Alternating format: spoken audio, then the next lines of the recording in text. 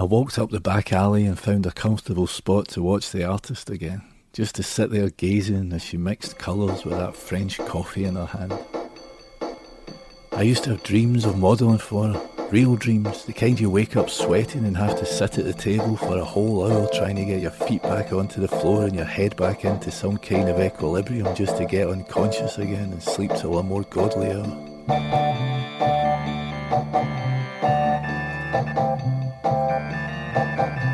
Your hand goes where your mind goes, choking your shimmy. Some folks glide through the night like figure skaters, but I was always prone to fits and starts, like a flea-bitten dog in a doorway. Always something waiting to wake you up, turn you out, roll you over, do you in and shake you down for kicks. I headed down the street to find somewhere to rest up and think things over. As usual, there was no way to go back and fix things. The question was if anything was actually broken in the first place.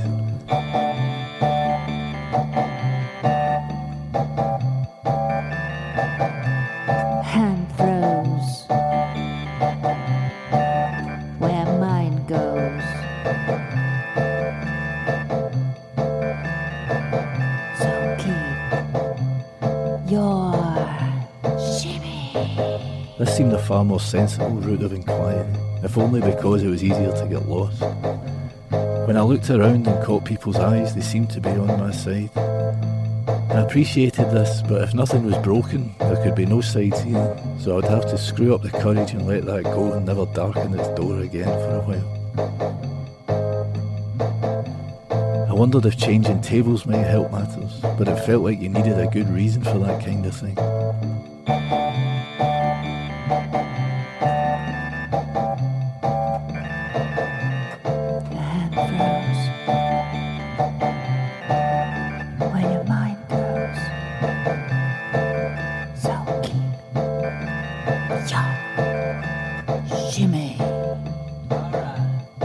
I could spill my tea, but that seemed unduly violent. The more I thought about it, the more impossible it became. I moved it to the edge of the table and prepared to sneeze and throw my arms out, but if it didn't spill on the table, there'd be no need to move. Just pushing it off was no good. There were way too many free tables in this place.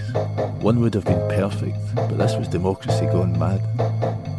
Suddenly there was a clatter beside me, and the table to my right was covered in coffee.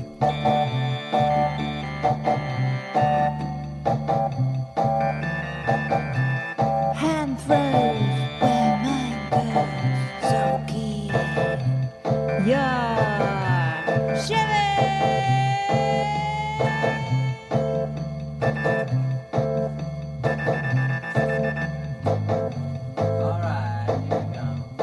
The man apologised profusely, and the owner wiped it up and brought him a fresh cup to his new seat beside the window. I looked at him and shook my head. Oh, he was smooth all right, and there were many like him in this town. The thing with this whole gig is, no matter where you are, you're standing at point zero.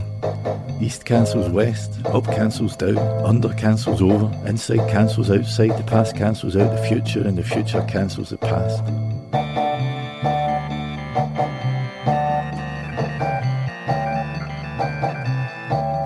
It's just a big blank canvas until we paint ourselves into the picture, all fury and abandon, and bedazzle ourselves so completely we lose sight of the frame and forget we could make a new one every day. If it keeps on raining like this, I'm going to go out anyway, just so I can come back home again. I could have come back home already if I'd not been hanging around thinking about it so much. My shoes would be almost dry by now, and I'd be ready to go out again.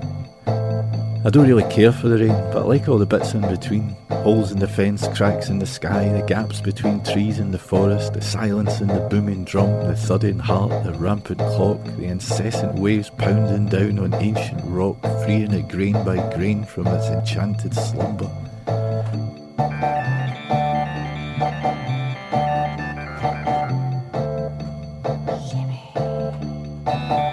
Mercy beat between breaths, defined only by what surrounds it. Big enough to hide a man, small enough to hold him, weaving space into the fabric and stopping everything happening all at once. It's a place to be. A place to find your shimmy.